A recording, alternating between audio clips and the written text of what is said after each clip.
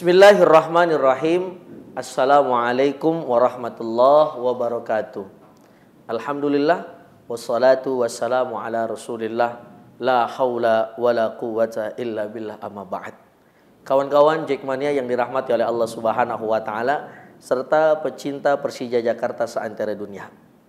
Pada saat ini bulan suci Ramadan adalah memang momentum yang ditunggu-tunggu oleh setiap muslim di dunia. Salah satunya adalah bagaimana keutamaan daripada bulan suci Ramadan ini Allah turunkan ampunan maghfirah yang luar biasa. Sebab kalau kita bagi Ramadan itu terbagi menjadi 3. 10 hari pertamanya adalah sebagai rahmat, 10 keduanya sebagai maghfirah, 10 ketiganya termasuk yang itqu minan nar, yang artinya kita terbebas daripada api neraka. Maka di 10 hari yang kedua ini Allah Subhanahu wa taala mengistimewakan bahwasannya kita diperintahkan oleh Allah Subhanahu wa taala mencari ampunan serta maghfirahnya Allah Subhanahu wa taala. Seorang ulama besar bernama Kiai Hasan Abdullah Sahal. Beliau sering bilang kepada para santri-santrinya, apa nikmat terbesar yang Allah berikan kepada kita? Yaitu nikmat maghfirah atau nikmat ampunan oleh Allah Subhanahu wa taala. Maka dulu sebagian para ulama mengistimewakan Ramadan ini sebagai bulan penuh taubat kepada Allah Subhanahu wa taala. Maka dari itu ulama-ulama terdahulu tidak ada waktu yang kosong ketika bulan suci Ramadan. Misalkan dia bangun sahur kalau di Indonesia jam 3, lalu sahur setengah 4, menunggu dari sholat subuh ataupun waktu imsak, mereka mengisinya dengan banyak istighfar kepada Allah Subhanahu wa taala. Dengan kalimat astaghfirullah rabbal baraya, astaghfirullah minal khataya. Karena memang seperti yang kita ketahui, berkah melimpah, ampunan pun melimpah di dalam bulan suci Ramadan. Sekarang pertanyaannya, siapa manusia yang tidak punya salah dan tidak punya khilaf? Tentu saja kita sebagai manusia biasa punya salah penuh khilaf. Kesalahan pun bisa datang dari mana aja. Ada yang kesalahan datangnya dari mata. Ada kesalahan yang datangnya dari hidung kita. Ada kesalahan yang bisa datang dari mulut kita. Bahkan ada kesalahan yang datang dari tangan kita yang kadang-kadang sengaja maupun tidak sengaja kita lakukan. Maka dari itu para ulama mengkhususkan Ramadan pun untuk mencari ampunan Allah Subhanahu wa taala. Dan bertaubat pun kepada Allah Subhanahu wa taala boleh kapanpun dan waktunya pun terserah kita sebagai hambanya Allah Subhanahu wa taala. Ustadz, saya setelah sholat subuh sudah baca Al-Quran. Lalu kalau bagaimana setelah baca Al-Quran saya lanjut dengan membaca istighfar? Ya tidak jadi masalah. Istighfar pagi kita lakukan. Setelah istighfar mengisi kekosongan waktu kita misalkan dengan sholat duha. Selesai sholat duha kita isi kekosongan kita misalkan dengan lanjut lagi membaca Quran. Setelah membaca Quran istighfar. Itu yang dilakukan oleh ulama-ulama kita dulu. Bahkan di dalam kitab Hulwatul Aulia mengatakan bahwasannya dulu Sayyidina Ali radhiyallahu ta'alaan beserta para ulama-ulama sufi mengatakan bahwasannya jangan kau cari di Ramadan kecuali ampunannya Allah Subhanahu wa ta'ala. Maka dari itu mari sama-sama kita raih keberkahan Ramadan dengan banyak-banyak bertobat kepada Allah Subhanahu wa ta'ala. Karena apa? Tidak ada yang mengetahui dosa-dosa kita kecuali Allah Subhanahu wa ta'ala. Kawan-kawan Jackmania yang dirahmati oleh Allah Subhanahu wa taala serta pecinta Persija seantero dunia. Saat ini mungkin kita sebagai seorang supporter tentu saja ketika menonton sepak bola ada dosa-dosa yang sengaja maupun tidak sengaja kita lakukan. Contoh kadang kick off kita kan sore menjelang sholat asar. Mohon maaf kadang kita lupa sholat lebih mementingkan tribun kita. Ayo saat ini Ramadan minta ampun kepada Allah Subhanahu wa taala. Ya Rob maafin. Kemarin di Liga 1 saya nonton bola tapi saya nggak sholat. Pada saat ini ya Rob ampuni dosa-dosa kami di bulan penuh dengan berkah ini. Ataupun mohon maaf kita berdosa lewat mulut kita.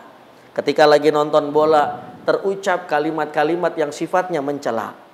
Terucap kalimat-kalimat yang sifatnya membuat sakit hati orang yang mendengarkannya.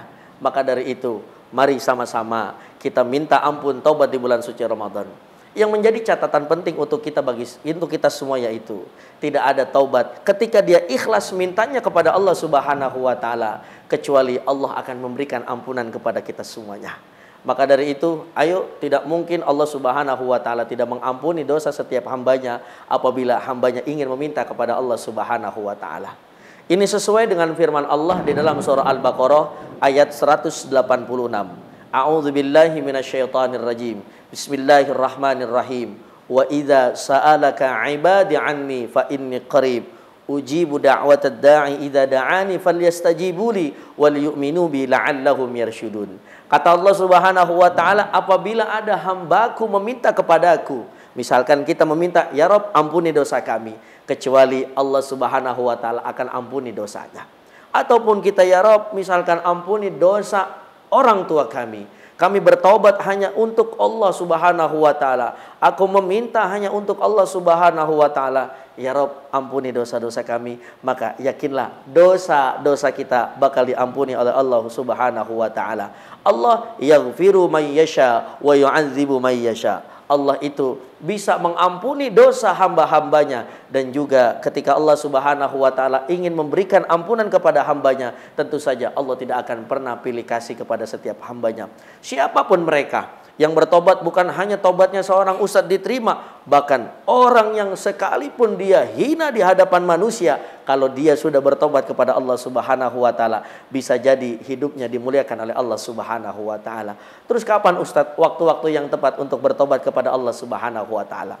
Dulu Syekh Jalaluddin Ar-Rumi memberikan satu gambaran hubungan yang paling nikmat untuk meminta kepada Allah Subhanahu wa ta'ala. Ketika orang-orang terlelap tidur, disitulah kita bangun, minta ampun, menangis kepada Allah Subhanahu wa ta'ala. Karena apa? Karena dalam pertobatan kita membutuhkan yang namanya keheningan. Di dalam bertobat kita membutuhkan yang namanya kekhusyuan. Supaya terjalin apa? Supaya terjalin komunikasi dari hati kita hanya kepada Allah Subhanahu wa ta'ala. Dalam artian Ramadan ini menjadi Ramadan yang taubatan nasuha. Tidak ada yang kita minta kecuali ampunan maghfirah dari Allah Subhanahu wa ta'ala.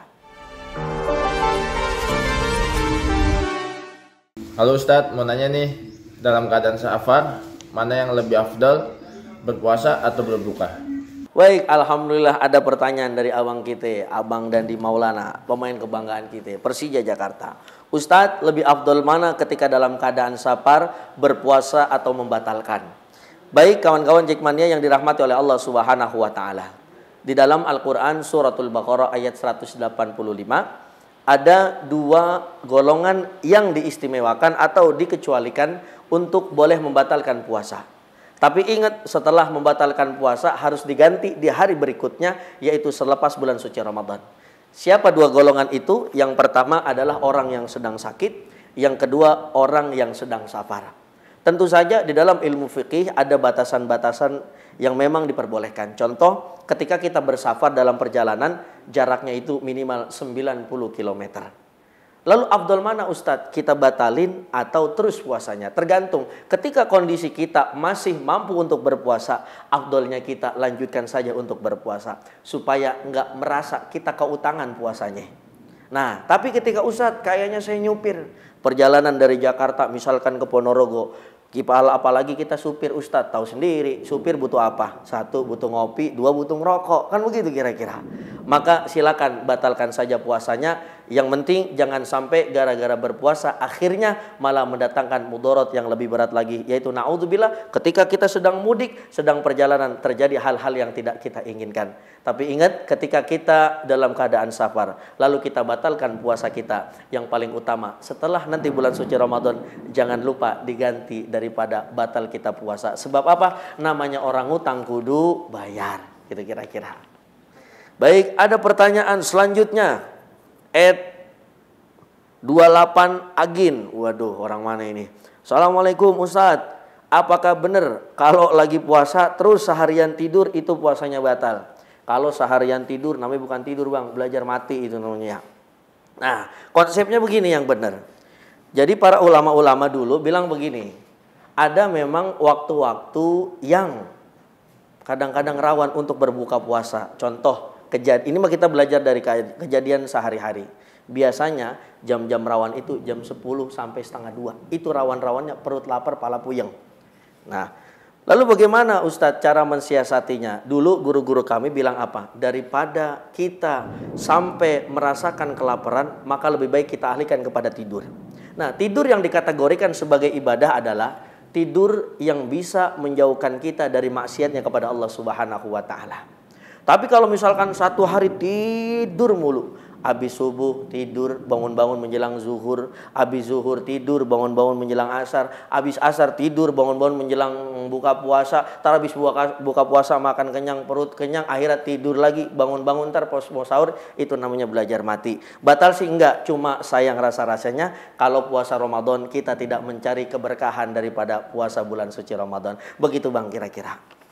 Kawan-kawan Jackmania yang dirahmati oleh Allah Subhanahu wa taala, para pecinta Persija Jakarta seantero dunia. Maka dari itu, marilah seperti nasihat para ulama-ulama terdahulu di bulan suci Ramadan, bulan dengan penuh keberkahan ini, sama-sama kita mencari pertaubatan, ampunan dari Allah Subhanahu wa taala. Karena ini adalah momen yang mahal, momen yang belum tentu bisa kita temukan pada selanjutnya.